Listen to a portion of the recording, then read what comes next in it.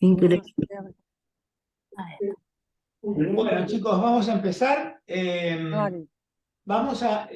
Primero les voy a hacer una introducción, les voy a contar un poquito cuál es el plan general del curso. Después vamos a hablar sobre qué vamos a hacer hoy. Entonces, miren, la idea general es esta.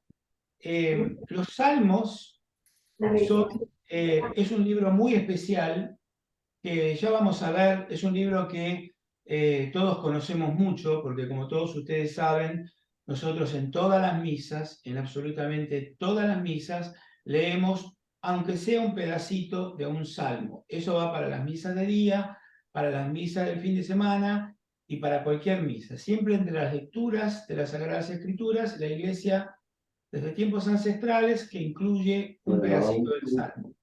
Sumado a eso, las personas que rezan la liturgia de las horas, no solo nosotros los clérigos, sino cualquiera de ustedes que tengan el hábito ese tan bonito de rezar con la liturgia de las horas, saben que se rezan salmos ahí también. Y entonces es un libro muy conocido, que está muy cerca de nuestro corazón, de nuestra espiritualidad. Entonces, la idea de este curso es acercarnos a este libro y hacerlo nuestro. Porque una cosa muy distinta es estar en la misa y escuchar un salmo y decir, ay, qué lindo el salmo ese, o asombrarse de una cosa que dice, porque es un canto de alabanza o porque es un canto de petición, lo que sea, y decir, ah, bueno, sí, ya entiendo, qué lindo. Y otra cosa es hacerlo mío. Entonces, esperen que voy a silenciar los...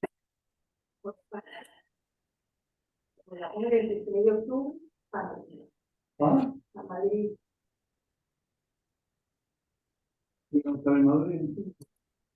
Debe estar conectada de un modo porque no la podés silenciar tampoco. Nos puede silenciar a todos, ¿no? Sí, yo creo que sí, pero no encuentro la forma ahora. No, a Malula no. El niño muy terminó por Don Carlos, ¿no? Sí. Pero resulta que también... Ahí está, muy bien. Bueno, les decía, entonces, el plan de acción es tratar de hacer lo propio. ¿Qué quiero decir con eso de hacer lo propio? Entonces, miren, ya después les vamos a hablar más en detalle. Ahora les estoy contando un poquito el panorama de cuál es la idea que tengo yo del curso, ¿no? Cómo me gustaría que compartamos los salmos todos juntos. Entonces, en el salmo están todos los sentimientos humanos, todos, absolutamente todos, los buenos y los malos. Repito, los buenos y los malos. A veces tenemos la idea equivocada que porque los salmos son palabra de Dios, entonces no puede haber nada malo ni nada negativo en ellos, ¿no? Pero les voy a pedir a todos que tengan a mano la Biblia abierta en el libro de los Salmos, porque hoy una de las cosas que vamos a hacer es vamos a andar back and forward viendo muchos, hoy vamos a ver muchos salmos cortitos, vamos a ver cosas que tienen que ver con el libro, no porque los vayamos a leer todos, pero para hacer determinados puntos, determinadas explicaciones, vamos a ir leyendo varios salmos. Entonces, yo les pido a todos que vayan ahora al Salmo 137, Salmo 137, y en el final, les voy a dar un minuto para que lo puedan hallar. Y en el final, lo voy a leer yo de mi Biblia de Jerusalén, pero bueno, la de ustedes puede diferir un poquito, pero más o menos me imagino que debe decir lo mismo. Y dice, último párrafo, del versículo 8 en adelante. Capital de Babel devastadora, feliz quien pueda devorarte el mal que nos hiciste, feliz quien agarre y estrelle a tus pequeños contra la roca.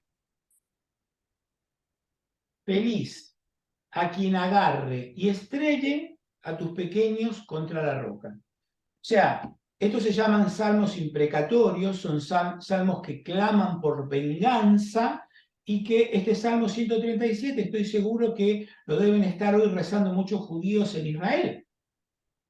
Porque es el salmo cuando, ¿qué era lo que pasaba acá? Vinieron los babilonios, ¿se acuerdan? En el año 587, arrasan con todo. Y cuando digo arrasan con todo, les digo arrasan con todo como hizo Hamás el sábado.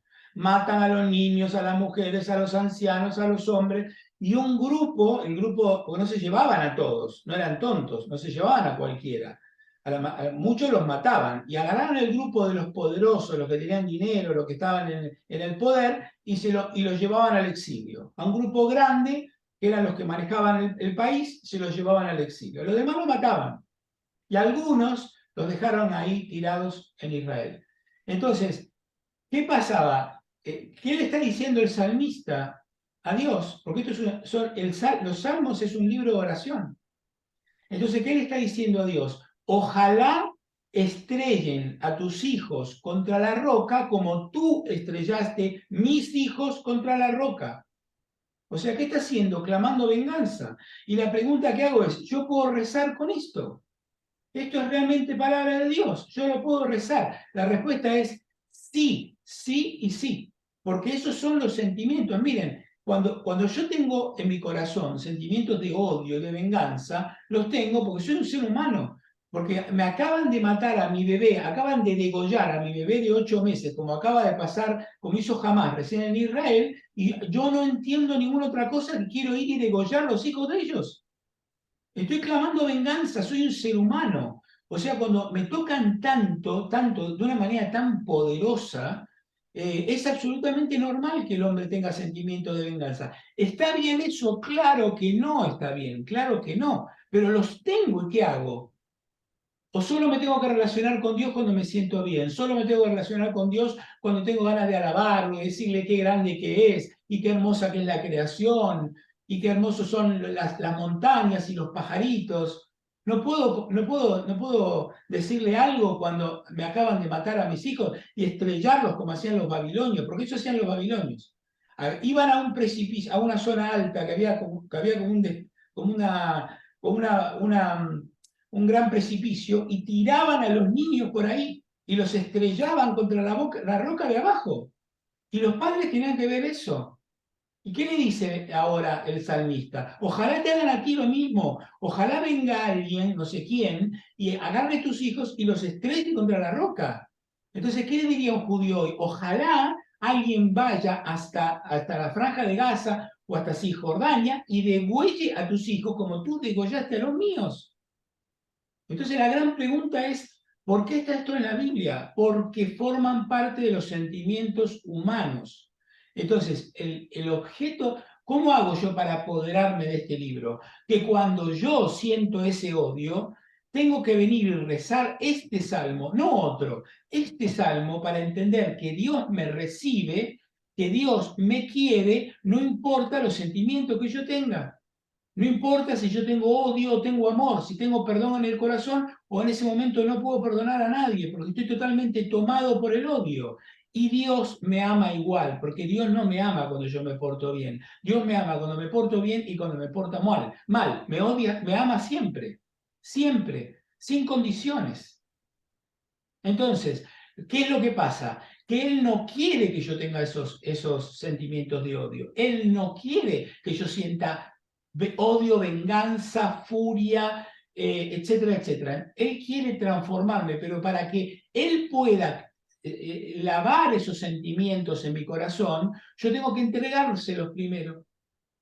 Acuérdense por qué vamos al confesionario, chicos. ¿Por qué vamos al confesionario? ¿Por Dios? Porque Dios necesita que yo vaya al confesionario. Dios no necesita nada. Yo necesito ir al confesionario. Yo necesito escucharme mis propios pecados para poder entender qué es lo que va mal en mi vida. Para entregárselos al Señor. Señor, mira, este es mi pecado, te lo entrego. Transfórmame. Transforma mi corazón. Entonces, ¿qué es lo que pasa con el libro de los Salmos? ¿Por qué no lo usamos? ¿Por qué no lo conocemos? Porque tengo un sentimiento de odio y no sé qué es el 137. No lo sé. Entonces, como no lo sé, no puedo usarlo dentro de mi experiencia, dentro de mi espiritualidad. Acuérdense que dijimos en el curso anterior, habíamos definido espiritualidad, lo vuelvo a definir hoy porque vamos a hablar de ese tema muchas veces a lo largo del curso, que ¿qué es la espiritualidad? Y habíamos dicho que la espiritualidad es la experiencia que yo hago, la experiencia mía, personal, de mi relación con Dios. Eso es la espiritualidad. Entonces, en esa experiencia, de esa relación que yo tengo con Él, yo le comparto todo, las cosas buenas y las malas. Entonces, cuando me siento mal, cuando tengo odio, yo le digo, Señor, te lo entrego, transfórmalo. No quiero quedarme con el odio, por supuesto que no. Está mal, pero lo que sí quiero es compartírselo, no quiero yo, porque en definitiva, sino que estamos tratando de venderle a Dios una imagen de quién soy yo mismo. ¿Ustedes creen que vamos a poder engañar a Dios porque cada vez que me pongo a rezar le digo palabritas lindas? Si Él sabe perfectamente lo que hay en mi corazón. Él sabe. No lo voy a poder engañar a nadie. Entonces, Él quiere todo, chicos, todo, lo quiere todo de mí. Las cosas buenas y las malas, los sentimientos buenos y los sentimientos feos. Lo que pasa es que no los quiere para decir, ah, mira Adrián, qué lindo, qué odio que tiene en el corazón hoy. Muy bien, Adrián. No, por supuesto que no, quiere que cambie. Pero es exactamente lo mismo que hace en el confesionario. Lo que pasa es que, ¿qué pasa con el libro de los Salmos? Que esto, chicos, si yo logro incorporar el libro de los Salmos a mi vida de oración, que es lo que yo quiero proponer en este curso, ustedes logren incorporarlo para que, si un día se sientan exultantes porque todo va bien, yo tengo determinados salmos a los que puedo ir y rezar con ellos. Si un día me siento deprimido porque todo me va mal, hay determinados salmos para ir cuando estoy deprimido. Cuando yo siento odio, hay otros salmos, y así, y así, así. Pero para poder hacer eso, para poder estar en condiciones de hacer eso, tengo que conocer el libro, tengo que saber de qué va, tengo que saber quién lo escribió, por qué lo escribió, para qué, cómo lo puedo usar, etcétera, etcétera, etcétera. Entonces, ese es el motivo central de este curso, es que nos apropiemos del libro. Ahora es mío, ahora es mío. Dentro de un ratito les voy a decir más en detalle algo que ahora les voy a decir solo como titulares. Miren, los salmos son palabra de Dios. Son palabra de Dios, como el resto de la Biblia. Pero son palabras de Dios para que yo se las diga a Él. Se los voy a volver a decir. Son palabras de Dios, pero no como otros libros de la Biblia, que es Dios que me habla a mí, ¿no? Como puede ser en muchos de los libros de los profetas, muchos de los libros históricos que me cuentan historias y yo puedo relacionar eso y tratar de hacer algo con eso. No, no, no. Estas son palabras de Dios, pero que Dios nos las entrega a nosotros para que nosotros se las digamos a Él. Ahora, para que esa dinámica se funcione, yo las tengo que hacer mías. Yo no puedo estar repitiendo una palabra que dijo alguien, el rey David o alguien, o Asef o alguien, no importa, ahora vamos a ver eso. No es el rey David, no es Asef, no, soy yo el que le digo eso. Pero me las tengo que apropiar. ¿Entienden? Entonces, dentro de mi vida de oración, de todo lo que yo puedo hacer, ir a misa, rezar el rosario, hacer la coronilla, lo que sea, no importa, lo que cada uno tenga dentro de su vida de oración, sería fabuloso que a raíz de todo este conocimiento que vamos a adquirir en este curso, yo pueda apropiarme, hacerlo mío en mi vida de oración y usarlo para decirle a Dios lo que siento. ¿Se entiende? Bueno, entonces, eso por un lado, la motivación del curso, ¿no? Se lo digo para los que, si no quieren, ya pueden salir corriendo ahora. Eso por un lado. Por el otro lado, lo que vamos a hacer hoy. Entonces, miren, hoy no vamos vamos a ver muchos salmos, pero no vamos a ver ningún salmo. O sea, vamos a ver un montón de salmos porque vamos a hablar del libro hoy. Hoy vamos a hablar de quién lo escribió, por qué lo escribió, cuándo lo escribió, para qué lo escribió, etcétera, etcétera.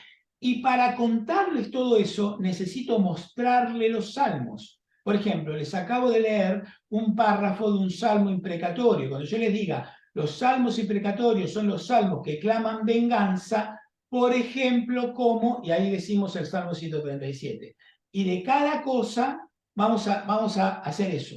Entonces yo les decía, miren, allá, por ejemplo, hay salmos que son himnos. Bueno, y les voy a decir, el Salmo 8 es un himno. Vamos a ir y vamos a leer el Salmo 8 y vamos a analizar su estructura, no para analizar el Salmo 8 en sí, sino para ver por qué es un himno.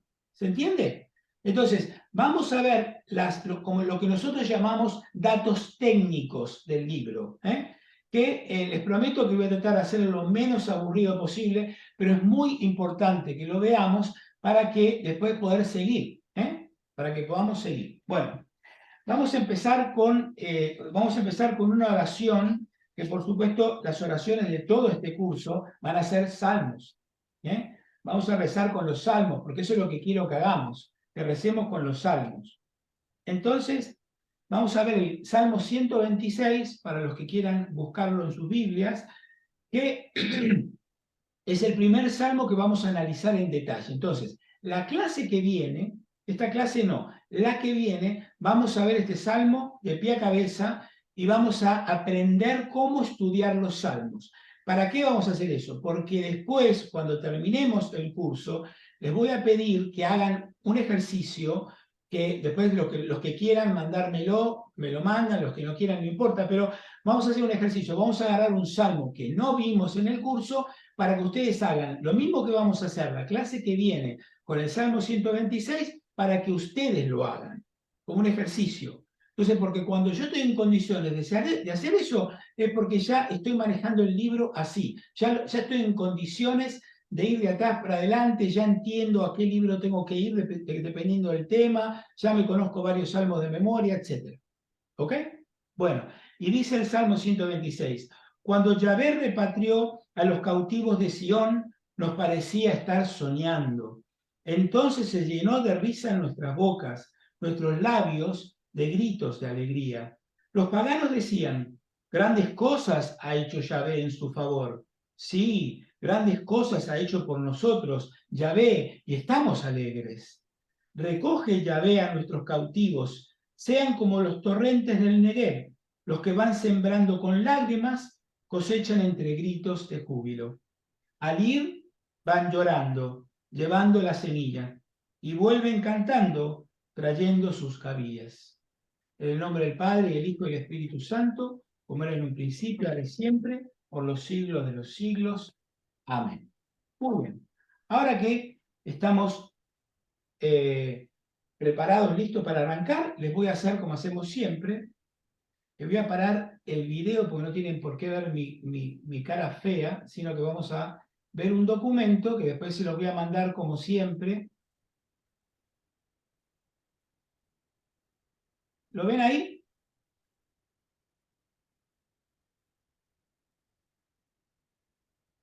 Bueno, ¿lo ven? Muy Sí, bien. perfecto. Bueno, entonces, bueno, vamos a comenzar. Yo les decía que este es un libro absolutamente apasionante. Es el libro más poético de la Biblia. En la Biblia hay dos libros que se llaman de poesía, que uno es el Cantar de los Cantares y otro es el libro de los Salmos. Pero este es el libro más poético de todos.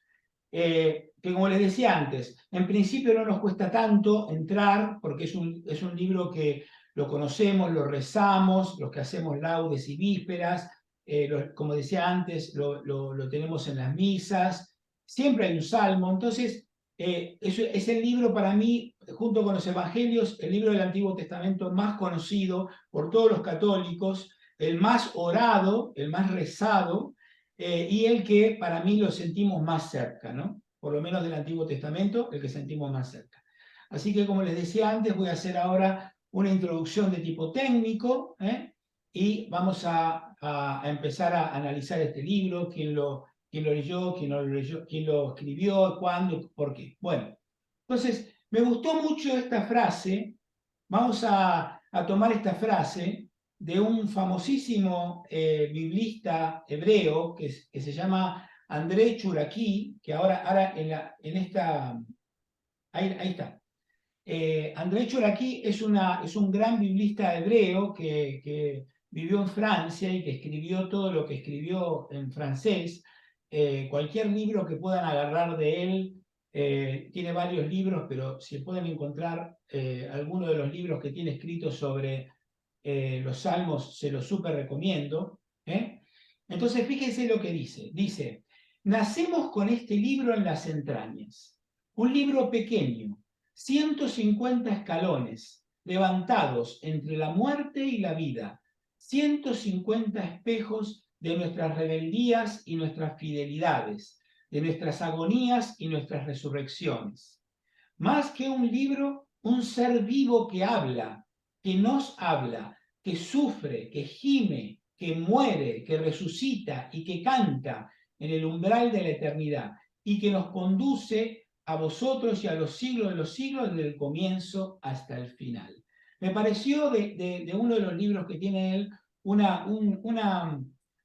resumen precioso, precioso de lo que es este libro, porque como dice acá André, son 150 escalones que nos llevan desde nuestra vida terrena a la vida de Dios, y que esos 150 escalones tiene todo lo que constituye mi vida, mis rebeldías, mis fidelidades, mis agonías, mis resurrecciones. Yo agregaría mis odios, mis perdones, todo, lo tiene todo, ¿no? Entonces, por eso dice, es un libro que sufre conmigo, gime conmigo, se muere conmigo y resucita conmigo. Cuando resucita, canta conmigo.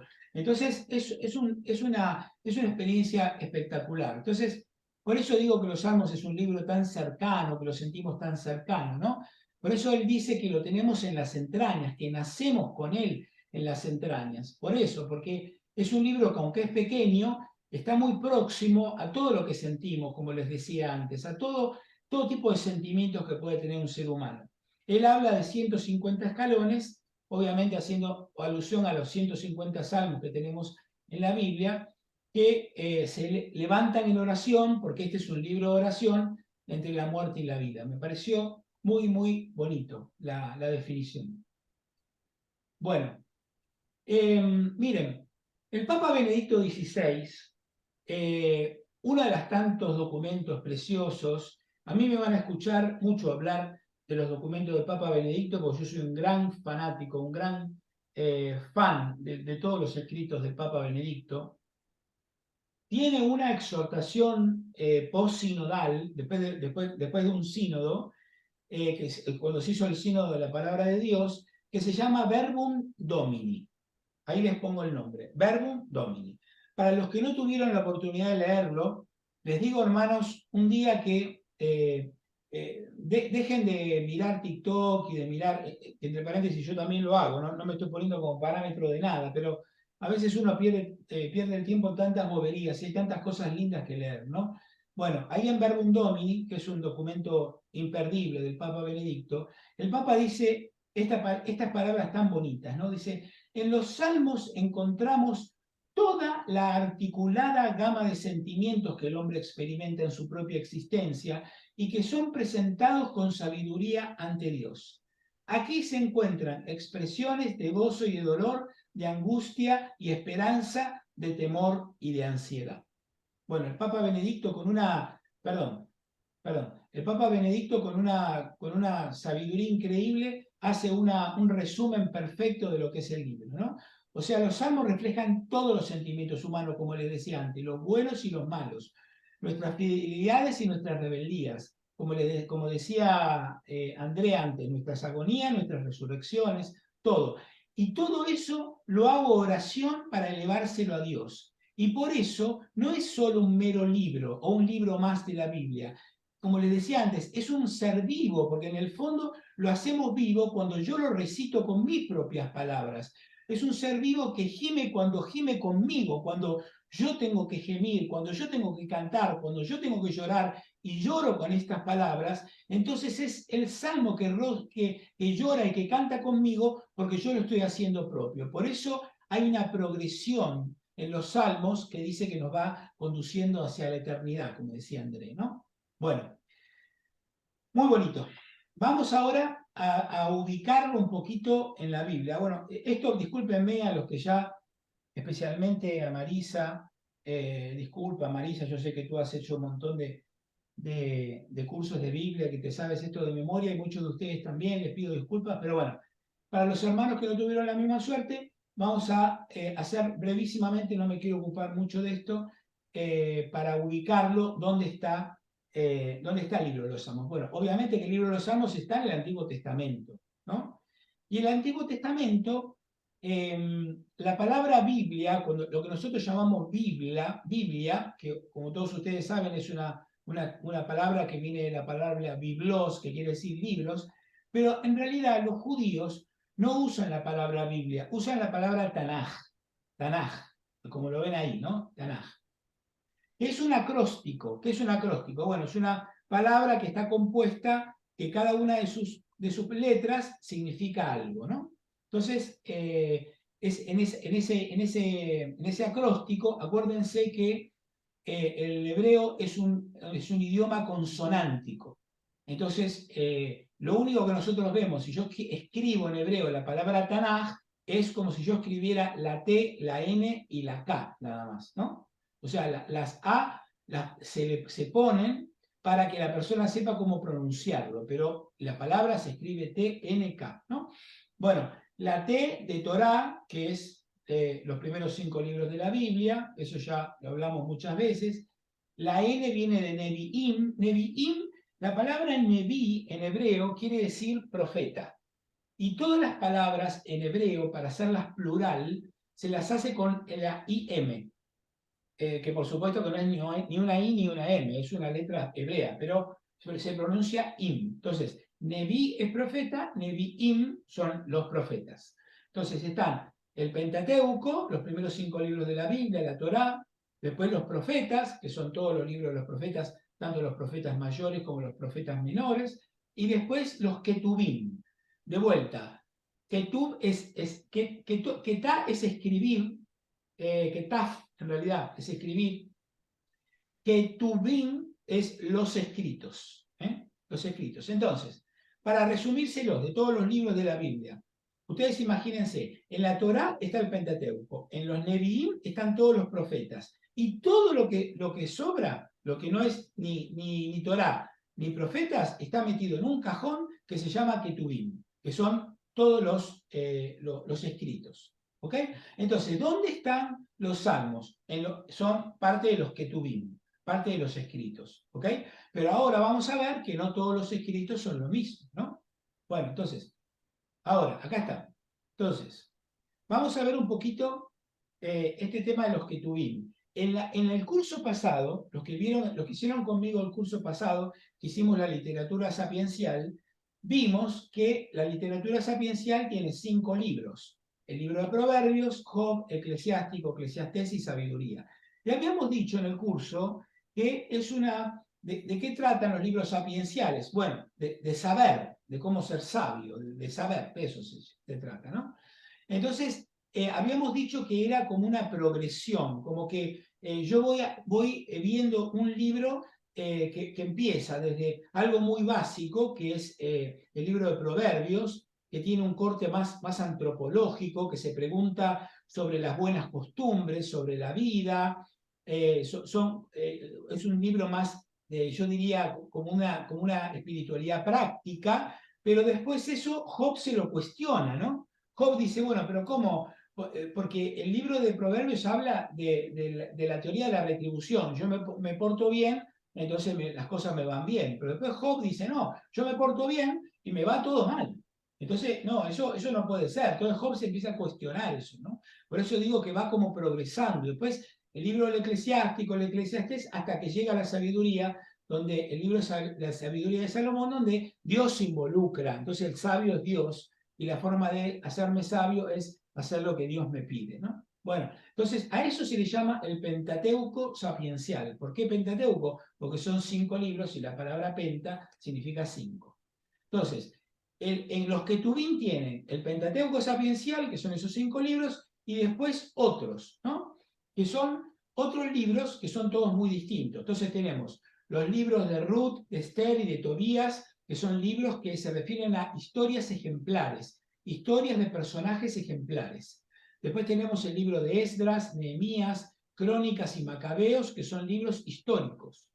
Históricos como son históricos el libro de Samuel, el libro de Reyes, son de corte histórico. Después tenemos el libro de Lamentaciones y el libro de Baruch, que son libros de corte profético. Y a veces algunos biblistas los incorporan a la parte de los profetas, ¿no? Esos dos libros. Y después los cristianos tenemos, tenemos dos libros muy especiales, que son los Salmos y Cantar de los Cantares, que se llama la poesía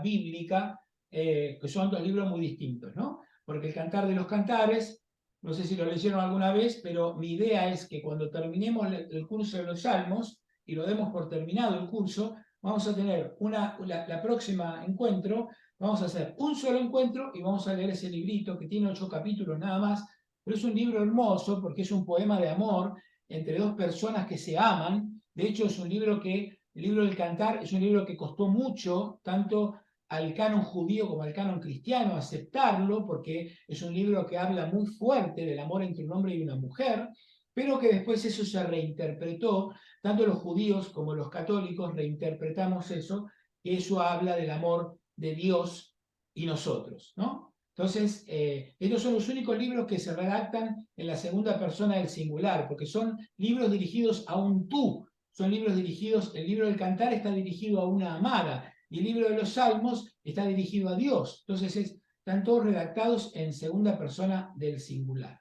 ¿no? Bueno, seguimos. Entonces, dijimos que este libro de los Salmos, a mí me gustó mucho, lamentablemente no me puedo acordar dónde lo escuché esto, pero dice que los Salmos son el santuario de la palabra intercambiada. Porque, miren, ¿por qué me encantó esta definición? Porque el santuario es un lugar donde yo voy a adorar a Dios, donde yo voy a alabar a Dios, ¿no?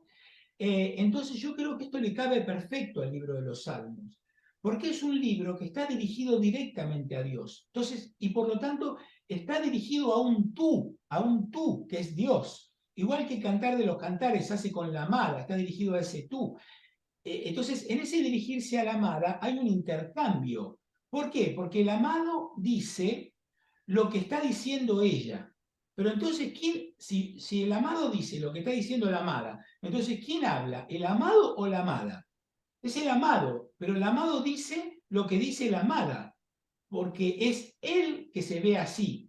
Entonces, cuando el amado dice que la amada es como una gacela, es porque él la ve así. O dice que es una paloma, es porque él la ve así.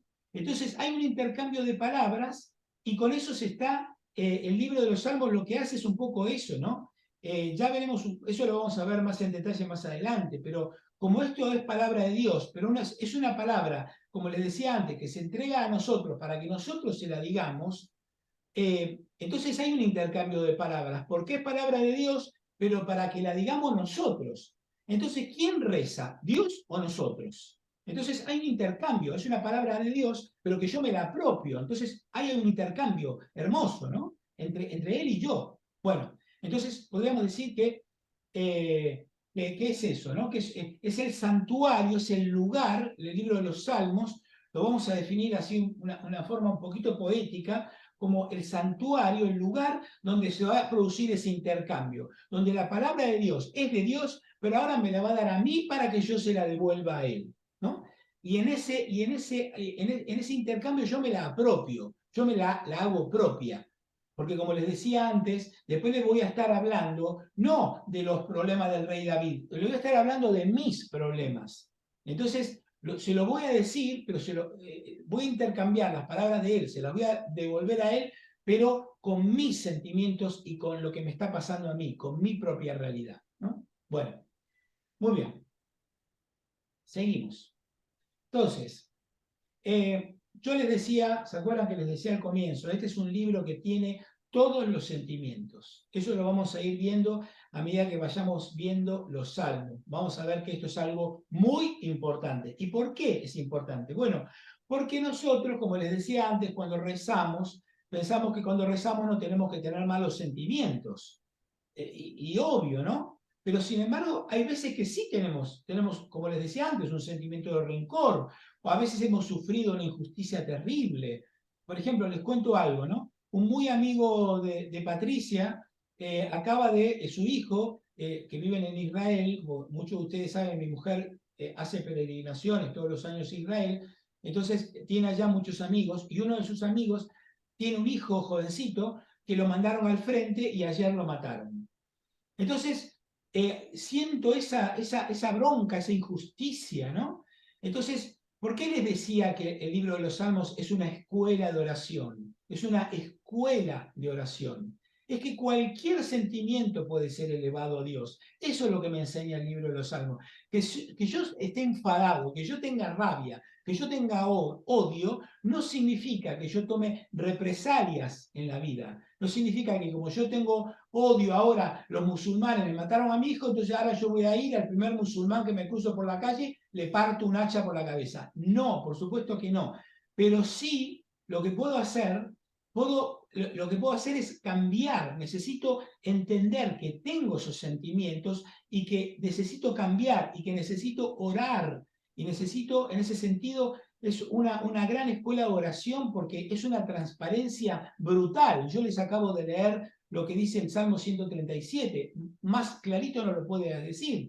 Porque en definitiva la persona que ora con la Sagrada Escritura no tiene ningún miedo, no tiene ningún tapujo de decirle cualquier cosa a Dios y de mostrarse delante de Dios como es, con lo que está sintiendo. A veces tenemos que aprender a arrodillarnos y a decirnos, Señor, esta porquería llena de odio, lleno de rencor, estoy acá y te lo entrego, te entrego esta porquería que tengo, para que tú la transformes, para que tú la cambies, porque yo no puedo y no encuentro la salida y todas las luces se han apagado y no encuentro la salida.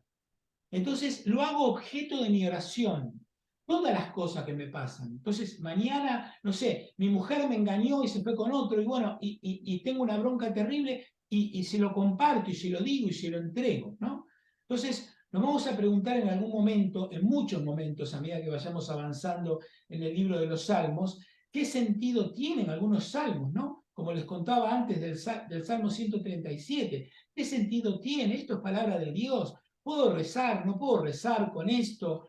¿Qué hacemos con estos salmos? Bueno, entonces hay sentimientos de confianza, hay sentimientos de gratitud, pero también hay sentimientos oscuros y están todos ahí. Este libro de los Salmos recoge en oración, posiblemente como ningún otro libro de la Biblia, toda la gama de sentimientos que tenemos y con todos los matices para que yo pueda, con la palabra de Dios, dársela a Él, con sus propias palabras, dársela a Él, para que Él pueda transformarlas y transformar mi corazón y transformar mi vida. Si yo logro hacer eso, mi vida de oración se va a enriquecer muchísimo, muchísimo. Porque Dios va a querer entrar en esta dinámica que yo le planteo, va a querer entrar y va a querer agarrar esa miseria que somos a veces para transformarla si yo me dejo transformar también, ¿no? Bueno, una vez escuché esto, lo leí esto también en un libro, ¿no? El tema de la sacramentalidad de la palabra. ¿En qué sentido hablamos de que los salmos pueden ser la sacramentalidad de la palabra? Miren, el libro de los salmos es un libro que toda la escritura es palabra de Dios en palabras humanas. O sea, hay una confluencia de lo divino y de lo humano. Pero especialmente, eso pasa en todos los libros de la Biblia, ¿no? Pero en el libro de los salmos de forma especial, porque es un libro, como les decía antes, que se nos da para que lo recemos. Entonces, por lo tanto, ya San Agustín se hacía esa pregunta, ¿no? San Agustín, que era un genio, que era genial. No sé si alguna vez leyeron cualquiera de sus libros, pero si no, háganlo pronto, antes que sea demasiado tarde, háganlo. La ciudad de Dios, Confesiones, cualquiera de los libros de él. Y San Agustín se preguntaba, entonces, él decía, cuando tomo el libro de los Salmos, ¿quién es el que reza? Decía él, ¿no? Claro, porque él ya había entendido esto que estamos viendo nosotros. Porque fíjense, tiene la misma característica del Padre Nuestro. Fíjense el Padre Nuestro. Eso lo vimos ayer, los que pudieron ir a misa ayer, que fue el Evangelio de ayer de San Lucas, ¿no? Donde los discípulos le dicen, lo ven rezar a Jesús y le dicen, Señor, enséñanos a orar, ¿no? Entonces Jesús le dice, ustedes cuando oren digan así, Padre nuestro que estás en los cielos. Pero en realidad, fíjense que eso es palabra de Dios, sin ninguna duda que es palabra de Dios, pero es para nosotros. O sea, Jesús, esa palabra de Dios está en la Biblia, pero es para nosotros, porque Jesús nos dice, ustedes cuando recen, digan así. Entonces, en ese sentido digo que es la sacramentalidad de la palabra, ¿no? Porque yo creo que es como más fuerte, se ve más evidente por qué toda la escritura es palabra de Dios en palabras humanas. Pero no toda la escritura son oraciones que nos dirigimos a Dios. Entonces, por eso les digo que los salmos tienen esa configuración especial, tan bonita que me parece a mí. Bueno, seguimos. Acá esta diapositiva se las hice porque resume un poquito todo lo que vamos a ver hoy hasta terminar. No sé si vamos a poder terminar, pero vamos a tratar de hacer lo posible por terminar. Entonces, primero, vamos a ver que es una obra compuesta, que está escrita en poesía y que refracta una experiencia religiosa. Ahora lo voy a explicar todo, así que no se preocupen. Después, vamos a ver que son oraciones. Pero son oraciones ¿cómo?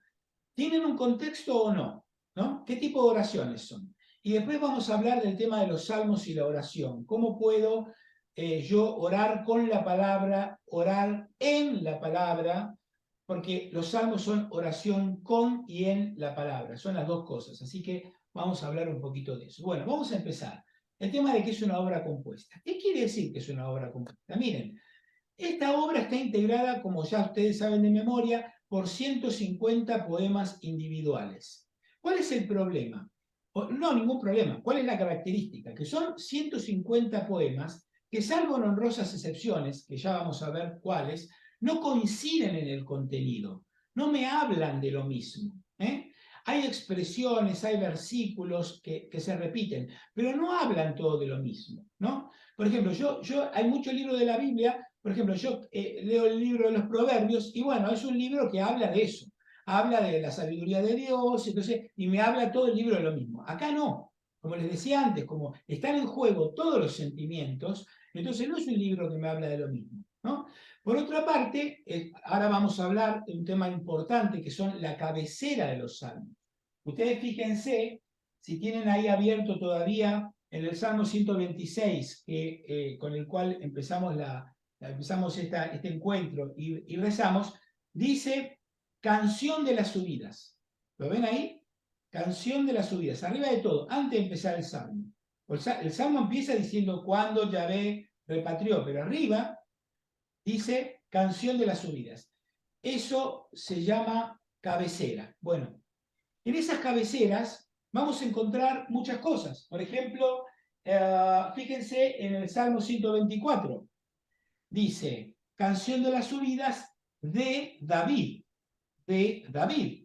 Entonces, muchos dicen de David, otros dicen de Asaf, por ejemplo.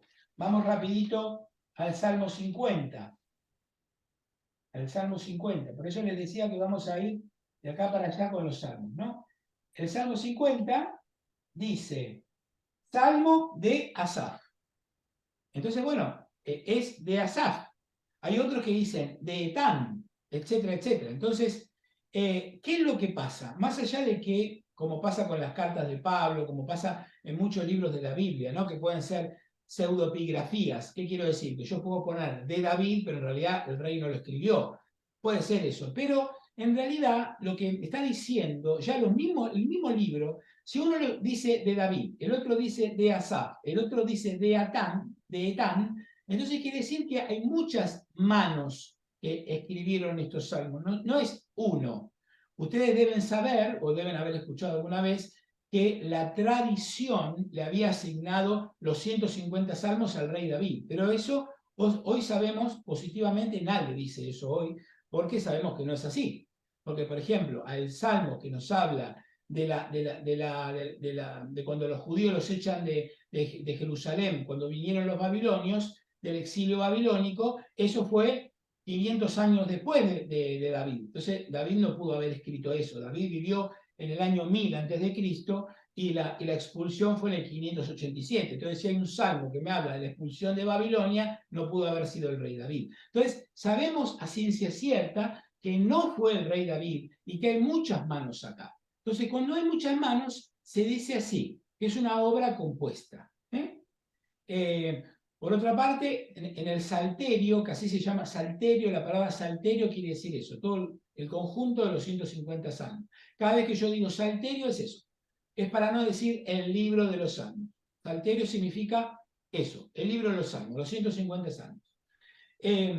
Son piezas poéticas que muchas, y ya vamos a ver, fueron compuestas por escritores, por poetas, por cantores, que lo que pretendían eran poner en conocimiento del público sus cualidades artísticas, ¿no?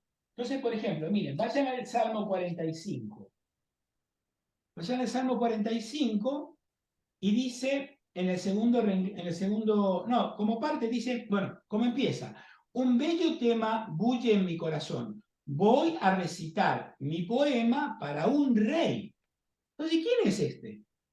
¿Quién es alguien que dice, voy a recitar un poema para un rey? Y bueno, evidentemente es un poeta o un cantor o un artista, alguien que escribió algo poético lindo, que se lo quiere mostrar al rey para satisfacerlo al rey, para que el rey se ponga contento, para que el rey aprecie su obra, ¿no? Entonces, no todo, de ahí surge que también, ¿no? De forma clarísima y evidente que es una obra compuesta.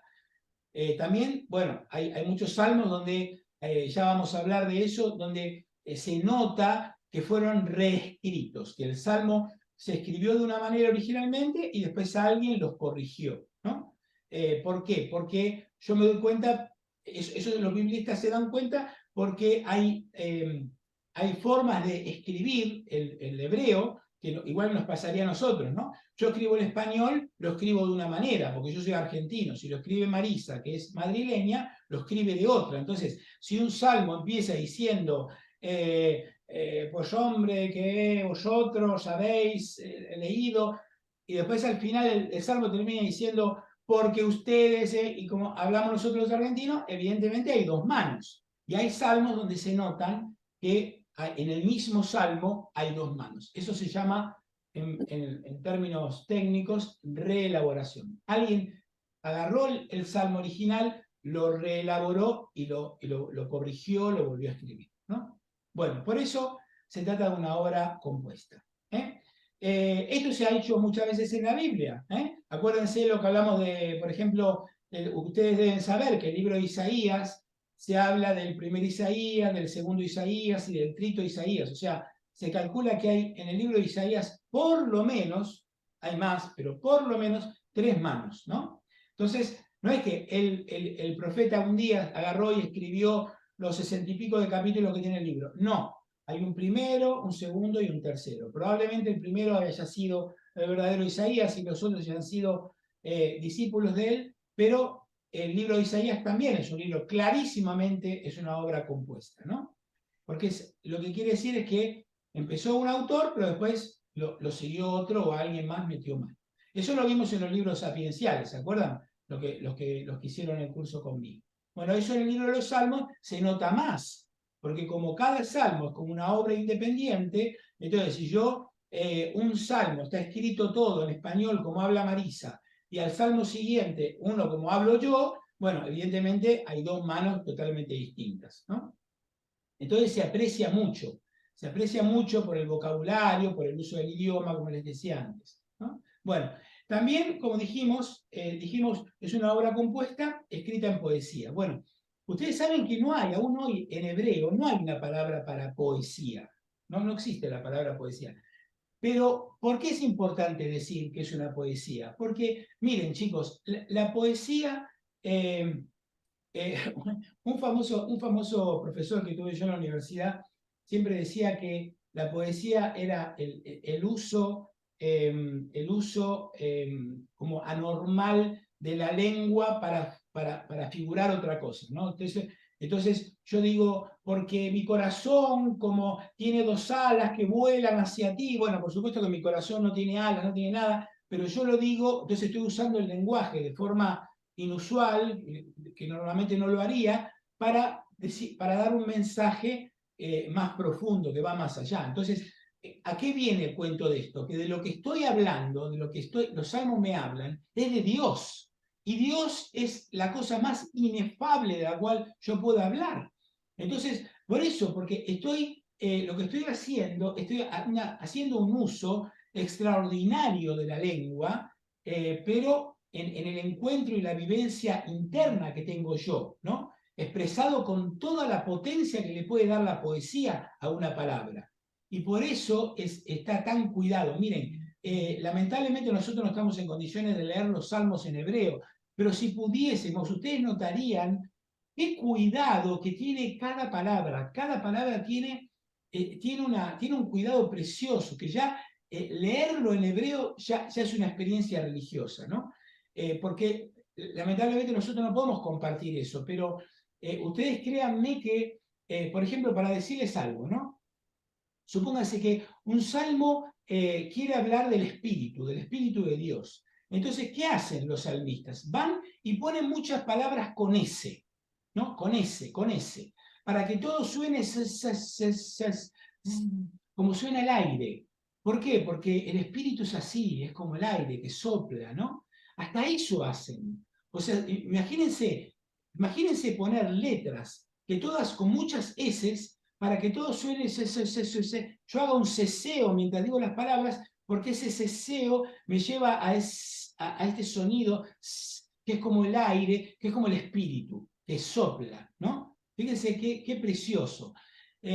Otro ejemplo ustedes saben que los judíos a cada letra del alfabeto le dan un número, le asignan un número, tiene un valor numérico, ¿no? Entonces, ¿qué hacen en muchos salmos? Ellos suman el tetragramaton, la palabra Yahvé en hebreo, son 4 letras, ¿no? Entonces, ellos suman esas 4 letras y les da un número. Entonces, lo que hacen es que cada versículo de cada verso del salmo dé como resultado, como total, el mismo número que la palabra Yahvé. ¿Se entiende? Entonces, imagínense, si Yahvé suma 60, entonces todas las palabras que yo pongo en cada versículo del Salmo suman 60. Es una forma de decir Yahvé, Yahvé, Yahvé de distintas maneras y con distintas palabras. Pues es una cosa preciosa, preciosa. Con esto les quiero tratar de transmitir, que se me hace muy difícil eso, pero les quiero tratar de transmitir cómo se hizo este libro, el cuidado con el que se hizo. No es una persona que dijo, ay, qué lindo, vamos a escribirle esto, que Dios dice esta palabra. No, no, no, no, no. Es una forma, por ejemplo, de decir Yahvé todo el tiempo, o de llamar al Espíritu que sopla, como sopla todo el tiempo, etcétera, etcétera. Entonces, es muy, muy cuidado como se hizo este libro. Es una cosa preciosa, realmente preciosa. Uno de los salmos que vamos a ver, que es el Salmo 119, vamos a notar esos acrósticos, que son salmos que están hechos donde se usan toda la primera letra de cada uno de los versículos, es cada una de las letras del abecedario hebreo, ¿no? Entonces es como si yo escribiese un poema donde la primera letra del primer verso es la A, la segunda letra, la primera letra del segundo verso es B, y así, C, D, E, etc. Entonces, eso se llama acróstico. Entonces, ¿y saben qué hacen? Ponen todas las letras del alfabeto hebreo, pero en una cambian el orden. Por ejemplo, imagínense que viene M, N, entonces lo hacen al revés. Ponen N y M. ¿Y saben por quién hace eso? Porque hasta en eso me quieren decir algo. Porque lo que dicen es que la perfección solo le pertenece a Dios y que nada que yo pueda hacer es perfecto porque Él es el único perfecto. Entonces me hacen un acróstico y en vez de ponerme A, B, C, D, me ponen A, B, D, C, a propósito, para que en ese error esté mi humanidad, esté mi imperfección, esté mi miseria, esté mi ser humano, esté mi ser criatura, mi ser vano, mi ser nada frente a Dios, que solo Él es perfecto, ¿no? Entonces, bueno, yo preguntaría, entonces cuando leo el libro de los Salmos, ¿qué es lo que el salmista me está tratando de transmitir? ¿Qué es lo que me quiere transmitir? Bueno, que no es solo el mensaje, chicos, no es solo el mensaje, es la forma. La forma es muy importante, la forma en la que está escrito el Salmo. Para nosotros no tiene tanta importancia, pero en otras culturas, como la cultura hebrea, es fundamental eso. Por ejemplo, aún el día de hoy, ustedes, me imagino que algunos de ustedes deben haber estado alguna vez en una sinagoga y habrán visto que aún al día de hoy los judíos leen las Sagradas Escrituras de rollos, tienen rollos, y esos rollos se hacen a mano. Hay personas en Israel que se dedican a transcribir la Biblia en esos rollos. Ahora, ese que hace eso no puede ser cualquiera. No es que yo me quedé sin trabajo, entonces me voy a poner de calígrafo ahí a escribir la Biblia. No, porque todo tiene importancia para ellos. Entonces, tiene que ser una persona espiritual, una persona que tenga una caligrafía muy cuidada, porque no puede ser una letra de imprenta. Acuérdense que esto viene de la antigüedad, esto viene desde la Mesopotamia, que es así. Acuérdense que en la Mesopotamia la diosa de la escritura era la diosa de la religión y la diosa del arte al mismo tiempo. ¿Por qué? Porque los jeroglíficos que ellos decían había que pintarlos, y como escribir era como pintar, entonces la forma es importante. ¿Entienden? Entonces, por eso les decía que todo tiene, todo lo que dice, la forma en que lo dice, todo es importante, ¿no? Bueno, después decíamos que no es simplemente una poesía, sino, como les digo ahí, refracta una experiencia religiosa, es poesía religiosa, nos está refractando la experiencia de Israel en forma de poesía, y esto va a ser muy importante. ¿Por qué? Porque aunque vamos a verlo más adelante, tenemos salmos muy antiguos y salmos muy modernos. Entonces, yo les podría decir que tenemos salmos que datan del rey David del siglo X a.C. y tenemos salmos del siglo II a.C. Entonces, ¿qué pasó en todo eso? Todas las cosas que le pasaron a Israel. Es un paraguas que abarca la gran mayoría de la historia de Israel. Entonces es como una recogida de la historia de Israel, pero rezada y en forma de poesía. ¿Entienden? Entonces nos está ilustrando una experiencia de un pueblo que le pasan cosas, que sufre, que está alegre, que tiene odio, que está en capacidad de perdonar, todo eso.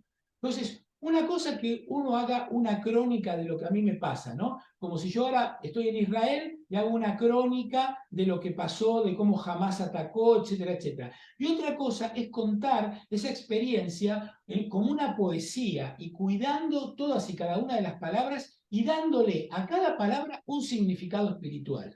Entonces, tenemos una visión de la historia desde la experiencia de Dios, desde la experiencia religiosa. Además, lo podemos admirar como poesía también, ¿no?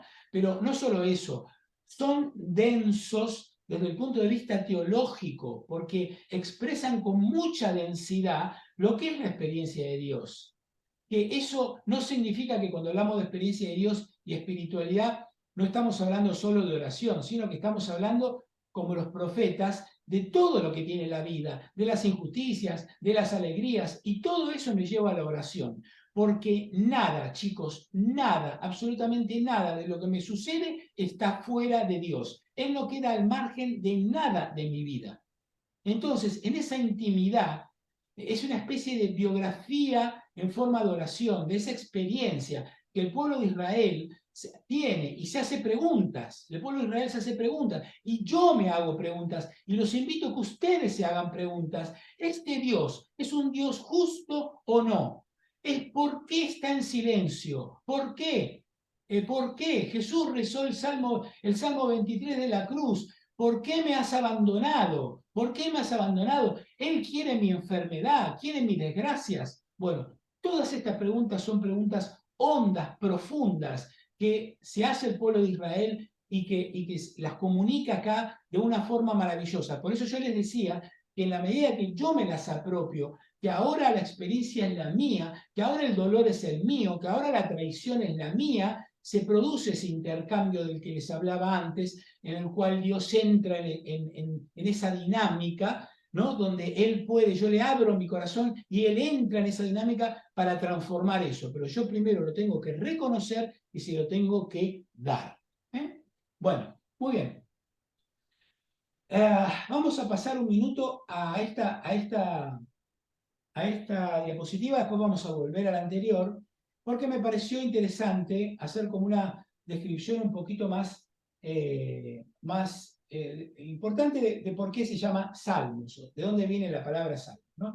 Bueno, entonces, acuérdense, para los que no lo saben, los judíos en un momento traducen la Biblia del hebreo al griego, ¿no? Esa Biblia se llama la Biblia hebrea de los 70. Vamos a hablar, y vamos a hablar mucho en este curso, de la Biblia de los 70, porque, bueno, ahora eso lo cuenta la carta de Aristeas, si quieren googleenlo, carta de Aristeas, ahí nos cuenta cómo fue que pasó, cómo fue que se hizo esa traducción, que fueron 72 sabios que el rey los llama para que traduzcan la Biblia del hebreo al griego, bueno, no importa. Entonces, nosotros leemos esa Biblia, tenemos los textos de esa Biblia de los 70. Entonces, de ahí viene la palabra griega salmoi. Salmoi es una palabra griega que significa canciones para instrumento de cuerda. Eso significa salmoi. Es decir, en los 70, cuando van a traducir la palabra hebrea, que la palabra hebrea, como les pongo ahí abajo, es Sefer Tihilim, ya vamos a ver qué significa eso. Cuando los griegos encontraron, con estos expertos que tradujeron la Biblia, encontraron Sefer Tihilim, pusieron Salmoi, ¿no? ¿Qué significaría eso?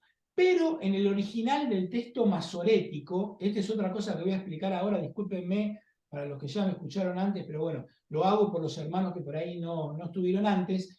El texto masorético, los masoretas fueron unos judíos que lo que hicieron fue separar las palabras de la Biblia y ponerles las vocales y separar, ¿no? Ellos fueron lo que hicieron la parte consonante, que transformar un texto meramente consonántico en un texto que se pueda pronunciar. ¿Por qué hicieron eso? Porque ya estaba pasando el siglo VIII después de Cristo y ya los judíos se estaban olvidando del hebreo, entonces antes la transmisión siempre fue oral, pero para que dijeron, bueno, estos se van a olvidar de cómo se pronuncian estas palabras que eran solo palabras con consonantes, entonces estos masoretas fueron los que pusieron las vocales para saber cómo hay que pronunciarlas y los que separaron las palabras. Bueno, entonces, cuando yo hablo del texto masorético, estoy hablando del texto que hicieron estos hombres, estos masoretas, estoy hablando de la Biblia en hebreo, pero que tiene las palabras separadas y que tiene las vocales. ¿Por qué? Porque el texto antiguo, el texto premasorético, no tiene ni vocales ni están separadas. Ustedes imagínense un texto en español que no tenga espacios entre una palabra y la otra y que esté todo de corrido,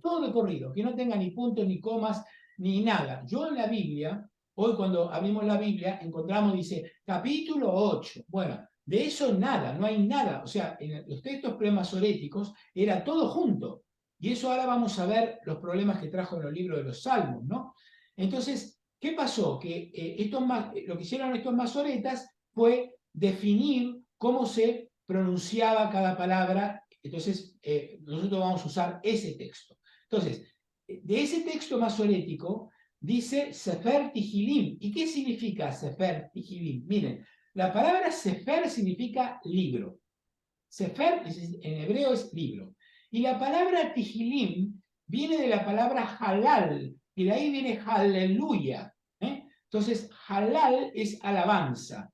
Entonces, ¿qué quiere decir Sefer Tihilim? El libro de alabanzas. Pero fíjense qué interesante, porque normalmente el nombre de un libro intenta reflejar el contenido, pero si nosotros observamos bien, ninguno de estos nombres responde a la realidad, porque no todos los salmos son canciones, hay algunos salmos que son canciones, hay otros salmos que no, y no todos los salmos son alabanzas. Como ya vimos antes, hay salmos de todo tipo, ¿no? Hay salmos imprecatorios, hay salmos de todo tipo. Entonces, hay muchos salmos que son lamentaciones, que no son alabanzas, que son salmos que dicen, ¿por qué, Señor? ¿Por qué? Como el que les decía antes, que reza Jesús en la cruz, ¿por qué me has abandonado? Bueno, eso no es ninguna alabanza, es un salmo de lamentaciones. Entonces, ninguno de los dos nombres nos da la pista exacta de qué va el libro, ¿no? El nombre Sefer Tihilim nos da una pista, sí, nos da una pista, pero no nos dice exactamente de qué va el libro en realidad, ¿no? Entonces, la alabanza, que ya vamos a ver lo que es un género literario, diríamos, el libro sería como del género literario de la alabanza, pero eso tampoco como les decía antes, me define exactamente qué fue, ¿no? Bueno, esto de el libro de alabanzas me sirve para introducirles a un señor que fue el primero que dijo, que habló de muchas de estas cosas, que fue un alemán que se llama Hermann Gunkel. Yo después cuando les mande el material por email, no se hagan problema, se los voy a mandar. ¿Quién fue este Hermann Gunkel? Bueno, este fue un alemán protestante, experto en la Biblia, que nació en el siglo XIX y murió en el siglo XX, y que hizo una tremenda aportación a la lectura de la Biblia. Bueno, no sé si ustedes saben, pero la Biblia se leyó durante 18 siglos, la Biblia a través de la iglesia, porque era la iglesia nosotros hacíamos eso, leíamos la Biblia de forma literal. Entonces, ¿qué quiere decir? Cuando el libro de Génesis dice que Dios hizo a Adán del barro y que sopló y que después lo durmió, agarró la costilla y la hizo a Eva, ellos pensaban que efectivamente como Dios había creado el hombre, así, había agarrado un poquito de barro, hizo un muñequito. Bueno, obviamente sabemos que eso no es así.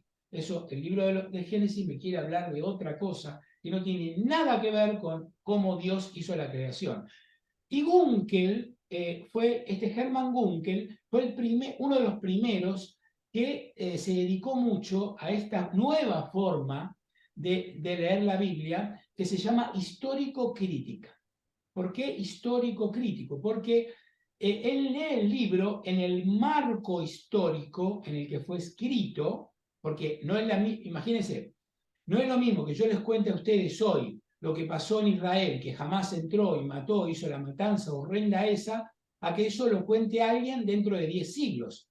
Alguien dentro de 10 siglos lo va a decir de una forma muy diferente. Entonces, lo que hizo Gunkel es decir, no, momento, a ver, si este salmo efectivamente lo escribió David y esto fue escrito 1000 años antes de Cristo, entonces la vida que tenía el rey David hace 1000 años antes de Cristo, la historia tiene que ver con la forma en la que el rey David escribió el Salmo. ¿Entienden? O sea, lo que dice es que el hombre es el hombre y sus circunstancias. Entonces, y eso obviamente que esto es palabra de Dios, pero es palabra de Dios en palabra de hombres, ¿no? Entonces, acuérdense que nosotros no creemos que Dios le dictó la Biblia a los agiógrafos, que fueron los que la pusieron por escrito. No, nosotros creemos que Dios inspiró a los agiógrafos y los agiógrafos la pusieron respetando su naturaleza humana. Entonces lo que dice Gunkel es, si el rey David escribió este salmo, que ya vamos a hablar de eso, bueno, lo escribió considerando que el rey David fue un hombre que fue el rey de Israel, que vivió 1000 años antes de Cristo. Entonces, si hay un salmo escrito en el segundo siglo antes de Cristo, cuando Israel sufre toda la persecución y todo el tema de los griegos que invaden y que bueno, hacen un montón de barbaridades en el templo, y eso provoca un montón de sufrimiento en el pueblo, no es lo mismo, porque pasaron 8 siglos. Entonces, la persona que escribió un salmo en el siglo II no es la misma persona que escribió el David que escribió 8 siglos antes, ¿entienden? Entonces, y esto Gunkel lo aplica, este método histórico crítico fue el que lo aplica por primera vez al libro de los Salmos. Y de hecho tenemos de la obra de él, que si les interesa les puedo pasar en un libro, que tiene unos libros maravillosos, están todos traducidos al español. Nosotros, la forma que nos enseñó Gunkel para leer la Biblia, la ha asumido y la ha asimilado la Iglesia Católica hoy en día, pero en su momento no fue tan fácil. De hecho, el pobre Gunkel le hicieron la vida a un yogur, porque la Iglesia, que en ese momento era muy poderosa, no como ahora, que el Papa dice algo y a nadie le importa nada, pero en esa época no era así. Entonces, la Iglesia, pobre, lo persiguió y le hizo la vida a un yogur, ¿no? No le hicieron nada físico a él, pero intelectualmente y en su trabajo y a su pobre familia, bueno, le hicieron la vida a un yogur. Entonces, le tenemos que dar las gracias a Gunkel, ¿no? Porque algunos sufrieron lo indecible, también en el ámbito católico, por tratar de leer los libros de esa manera, pero en ciertos momentos no hacer una interpretación literal fue un crecimiento enorme para entender el verdadero sentido del libro, ¿no? Analizar los géneros literarios, que no había sido así de ninguna manera, ¿no? Entonces, bueno, lo que pasa que eso fue poco a poco, empezó despacito en el siglo XVIII, aceleró mucho en el siglo XIX por personas como Gunkel, que no fue Gunkel solo, hubo un montón, a muchos alemanes que se dedicaron a eso, que lo que hacían era comparar la literatura del Medio Oriente, que ya se empezaba a hablar de géneros literarios, con el libro de los Salmos. Entonces, tendremos que interpretar la escritura según el género literario, ¿no? Por ejemplo, ahora yo les voy a hacer a los que tengan sus Biblias a mano. Para los que tengan las Biblias a mano y sepan manejar sus Biblias, vayan un minuto al libro de Job. Vayan al libro de Job. Y que alguno abra el micrófono y me diga cómo empieza el libro de Job. ¿Cuáles son las primeras 3 palabras del libro de Job? A ver, que alguien se anime. ¿Cómo empieza el libro de Job? A ver, que alguien abra el micrófono.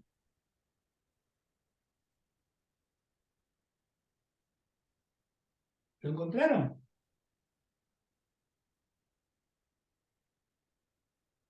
Si no, se los digo yo. Espérate que lo encontré. Bueno, se los digo yo. ¿Qué quieres que lea? Acá está. ¿Cómo Érase empieza? una vez En un el hombre llamado prólogo. Job. Érase una vez un hombre llamado Job. Miren, yo no sé si ustedes, sus papás, cuando eran chiquitos, sus papás les leían cuentos. Pero, ¿cómo empiezan los cuentos? Había una vez. Érase una vez un príncipe, érase una vez un rey. Entonces, si el libro empieza diciéndome, érase una vez, obviamente, ¿qué me está diciendo? ¿Cuál es el género literario de Job? Es un cuento. Cuento. Cuento. Entonces, ¿qué pasa? Lo más probable, tampoco tenemos la certeza, pero lo más probable es que Job nunca existió. Porque entre otras cosas, el nombre Job no es un nombre hebreo, nos dice que Job vive en un país que se llama Uz, que nadie sabe dónde está, pero tampoco está en Israel. Entonces, ¿qué es lo que pasa? Que Job eres tú y soy yo. Job es el hombre que sufre y no entiende por qué sufre. Y eso nos pasa a todos, hermanos, a todos. Imagínense lo que están pasando los judíos hoy en Israel si no pueden leer el libro de Job. Que dicen, ¿por qué yo tengo que estar pasando esto? Entonces, érase una vez, lo que me estás dando a entender es que no puedo hacer una interpretación literal. Y eso es lo que hizo Gunkel. Entonces, este Gunkel estudió sobre todo los géneros literarios del Pentateuco. Pero tiene un libro muy importante que se refiere al libro de los Salmos, que a los que les interesa, se los súper recomiendo. Y en ese libro nos explica cómo son los géneros literarios del libro de los Salmos. Entonces, vamos a ver acá, resumido, y creo que con esto ya vamos a ir terminando, vamos a ver acá lo que Gunkel nos dice de cuáles son los géneros literarios que hay en los Salmos. Entonces me dice que hay lamentaciones individuales, hay lamentaciones comunitarias. ¿Cuál es la diferencia? Bueno, que la diferencia es que esperen que... Perdón, ahí está. Perdón. Hay himnos, ¿no? El primer género son los himnos. Hay lamentaciones individuales y comunitarias. O sea, ¿por qué es importante entender esto, chicos? Porque miren, cuando yo soy, por ejemplo, si yo fuese judío y viviese en Israel, ¿qué tipo de lamentaciones me gustaría rezarle hoy a Dios? ¿Una lamentación mía individual o una lamentación comunitaria? Y una lamentación comunitaria, porque es todo el pueblo de Israel el que está sufriendo esta locura. Entonces, y eso es lo que le pasaba, eso es lo que vamos a ver en los salmos, ¿no? Entonces, hay lamentaciones individuales, como el Salmo 23 que le decía, Dios mío, ¿por qué me has abandonado? Ese es el salmista que se siente abandonado por Dios porque está sufriendo y parece que Dios no está en ningún lado, y están las lamentaciones individuales cuando Israel se queja como pueblo, cuando Israel le dice, ¿por qué te has ido y nos has dejado a la merced de nuestros enemigos? Entonces es el pueblo de Israel todo que habla de eso, ¿no? Después están los salmos reales, que como dice la palabra, reales viene del rey. Son los salmos que se refieren al rey, ¿no? Que ya vamos a ver, que es un tema muy interesante, que por supuesto hablan del rey David, pero ya vamos a ver que no solo del rey David. Hay salmos que son una acción de gracias individual, que son salmos muy bonitos, muy, muy bonitos, que yo les los súper recomiendo que se lo vayan anotando. Yo después les voy a decir dónde encontrar cada cosa, donde yo me siento que por recibí una gracia especial, le pedí algo y me lo cumplió, tenía una expectativa y se me dio, y estuve rezando por algo durante muchos años y se me dio. Bueno, es el momento de agarrar estos salmos y hacer esa acción de gracias, ese eucaristien, ¿no? Ese decir, gracias Señor, gracias por lo que hiciste por mí, ¿no? Bueno, y después hay géneros menores que se ven, ya sea que todo el salmo pertenece a uno de estos géneros, pero en realidad no tanto, son como pedazos, ¿no? Yo tengo pedazos de salmo que son una bendición o una maldición, ya los vamos a ver. Hay cantos de peregrinación, que ya los vamos a ver también, que se supone que son cantos peregrinaciones que se podían hacer, por ejemplo, cuando se hacía la investidura de un rey. Hay cantos de victoria, eso está muy relacionado con el rey David, cuando el rey David volvía y habían ganado la batalla, entonces le daba gracias a Dios por la victoria. Hay acción de gracias de Israel, todo como pueblo. Hay algunos salmos que hablan de leyendas y hay poesía sapiencial. ¿Qué es la poesía sapiencial? Es poesía que me dice, para ser sabio, haz esto y no hagas lo otro, ¿no? Como es toda la literatura sapiencial.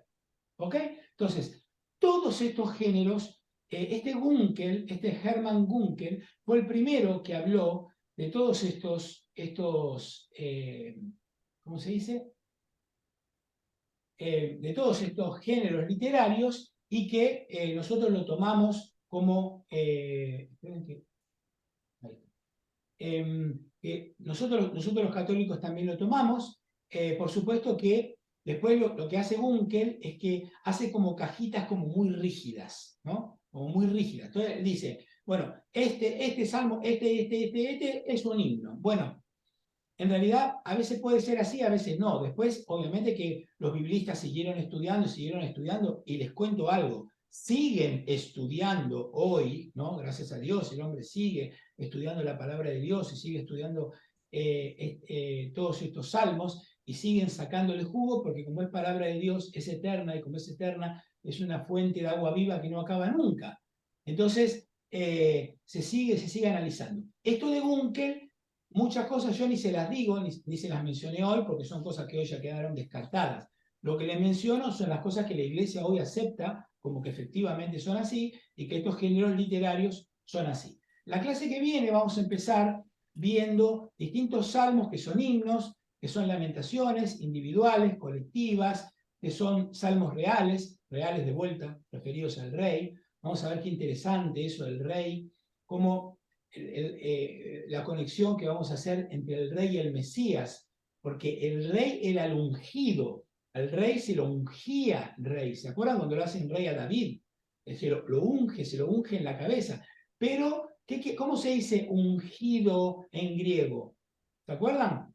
Christos. ¿Y cómo se dice ungido en hebreo? Mesía, Meshaya. Entonces, ¿cómo se conectan esas dos cosas, no? Con el rey verdadero, con el otro rey, como en algún momento dado esos dos conceptos se entrecruzan y de ahí viene el Mesías Salvador, que era también un rey salvador. Por eso a Jesús al principio le decían, ¿cuándo nos vas a liberar de los romanos? Claro, ¿por qué le decían? Porque decían, este es el ungido, este es el Cristos. Cuando Pedro le dice, tú eres el Mesías, no le está diciendo, en la cabecita de Pedro era, sí, este es el Hijo de Dios, porque al rey le decían el Hijo de Dios. Es el Mesías, pero es el Mesías el ungido. Lo que Pedro tenía en la cabecita es, este lo van a ungir, rey de Israel, y este va a echar a los romanos, que es una cosa que después Pedro tuvo que aprender que no era así. Pero, y en los salmos acá se entrecruza, surge perfecto, perfecto de dónde viene la confusión que tenían todos los apóstoles de que Jesús iba a ser un rey humano, un rey como el rey David, porque aparte acuérdense lo que le dice el ángel a María, que lo que le dice que se va a sentar en el trono de su padre David. Entonces, dicen, listo, conectan los puntos, dice, este es el nuevo David, este va a restaurar Israel. Y sí, va a restaurar Israel, pero no de la forma que ellos pensaban. Por eso la palabra Christos y la palabra Messiah cambia de sentido, que no va a ser el sentido que tiene acá en los Salmos, que es el del ungido, el rey David, ¿no? Bueno, listo, terminamos por hoy. Si alguien quiere abrir el micrófono y decir algo, encantado de la vida.